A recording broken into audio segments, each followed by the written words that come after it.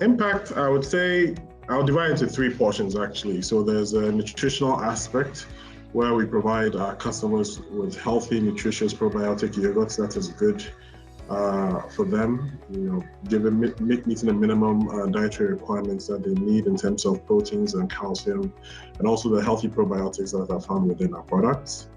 We also create employment for those within the community. So we're creating sustainable jobs for our people, jobs that they can rely on to make ends meet at the end of the month. And then also community engagement. We are not living on our own, and we live in a society, and as small as we are, we try to impact as much as we can. So we've supported various programs that happen in and around us.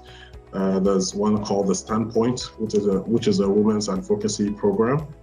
There's also this other program that is called My Area Code GH. So it's a youth problem-solving program that airs on TV and social media.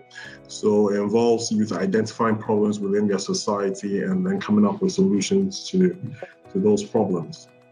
Aside that, too, we also engage in a lot of charity as well, where we give free products to underprivileged in society, be it orphanages, and we also partner with those who are trying to also make a difference. So we've helped support some blood drives, some sporting programs. This week is, I think Wednesday is International Women's Day. There is this local women's football team that will also be supporting with our product. So we try to make as much impact as we can within the community. One of the major challenges we have is the quality of labor and also discipline.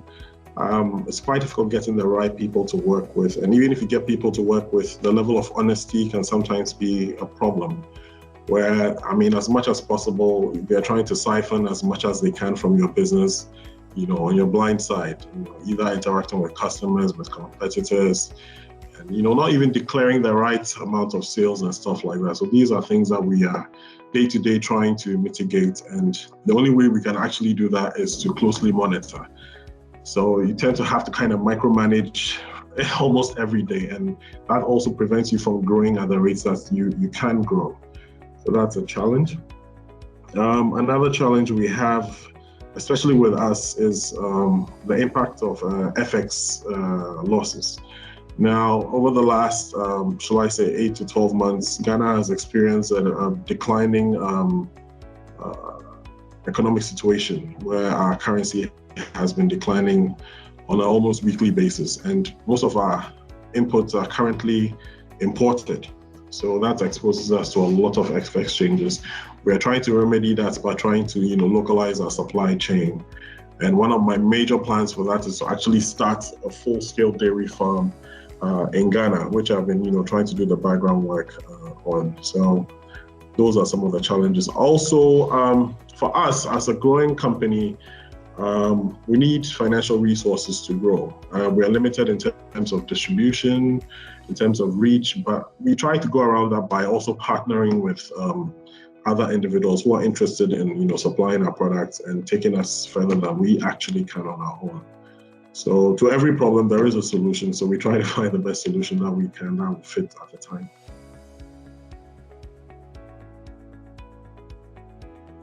Well, I'll say one of the first major achievements we chalked was placing second, or we're first runners up in a business plan competition that was organized by Accra Breweries Limited and UT Bank. And so that actually gave us some seed capital to, invest in the business as well. So it's one of the things that we're very proud of. And actually, the plan was examined by a team of experts, and it proved to be viable, and that's what we're working on. Additionally, we started this with, savings from national service. So we started very small. So one of the most exciting experiences was being able to buy our first distribution truck. It gave us a lot of pride and confidence that we're on the right track. But aside that too, some of the work we've done in terms of trying to support certain, shall I say, charitable organizations also keeps us going. So it's more, there are several milestones I can mention, but then for me, these are the ones that have the most impact on me.